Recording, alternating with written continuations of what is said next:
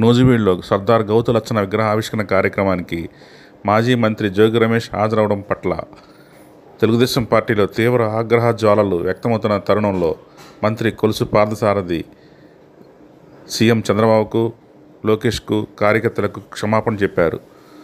అనుకోకుండా జరిగిన సంఘటన అని, ఓ సామాజిక వర్గం నిర్వహించిన కార్యక్రమానికి తాను అతిథిగా వెళ్ళానని, నేను వెళ్ళేటప్పటికే జోగి రమేష్ ఉన్నారని ఆయన వివరించారు. సామాజిక న్యాయం కోసం పోరాటం చేసిన సర్దార్ గౌతు లచ్చన్న గారి విగ్రహ ఆవిష్కరణని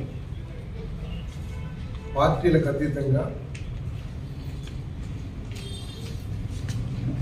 గౌడ సంఘ నూజివీడు నియోజకవర్గంలోని గౌడ సోదరులందరూ కలిసి కార్యక్రమం నిర్వహించడం జరిగింది.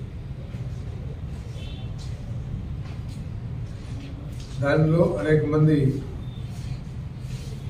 గౌడ సంఘానికి సంబంధించిన నాయకులతో పాటు బలహీన వర్గానికి చెందిన నన్ను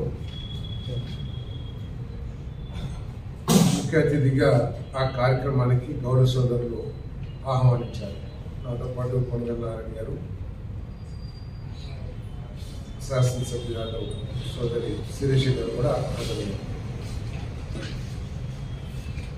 నిన్న ఉదయం వాస్తవానికి ప్రోగ్రాం పెట్టుకుంటే నేను రాలేనని చెప్పిన వెంట నిన్న ముఖ్యమంత్రి గారితో కార్యక్రమం ఉన్నది, పొట్టి శ్రీరామ్ గారి కార్యక్రమం. దాని మూలంగా నేను హాజరు కాలేదంటే కూడా లేదు, స్థానిక శాసనసభ్యులు బలహీన వర్గానికి చెందిన వారు మీరు తప్పకుండా రావాలి, అవసరమైతే సాయంత్రానికి పోస్ట్పోన్ చేస్తామని చెప్పేసి ఆ కార్యక్రమాన్ని నిర్వాహకులు సాయంత్రం నిర్వహించడం జరిగింది.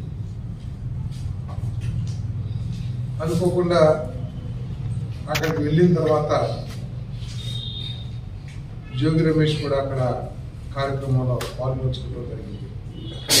తెలుగుదేశం పార్టీ తరఫున కార్యక్రమం నిర్వహించడం కానీ, తెలుగుదేశం పార్టీ తరఫు నుంచి ఆయన ఆహ్వానించడం కానీ, కూటమి పార్టీలు ఎవరు కూడా ఆయన ఆహ్వానించలేదు. ఇది అనుకోకుండా జరిగిన సంఘటన అని చెప్పేసి నేను మనవి చేస్తా ఉన్నాను. నేను నన్ను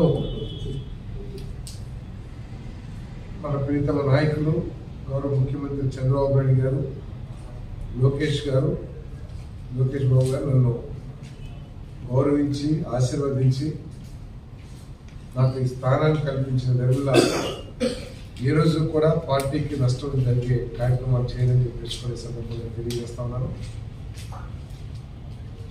ఎల్లవేళలా తెలుగుదేశం పార్టీ బలోపేతానికి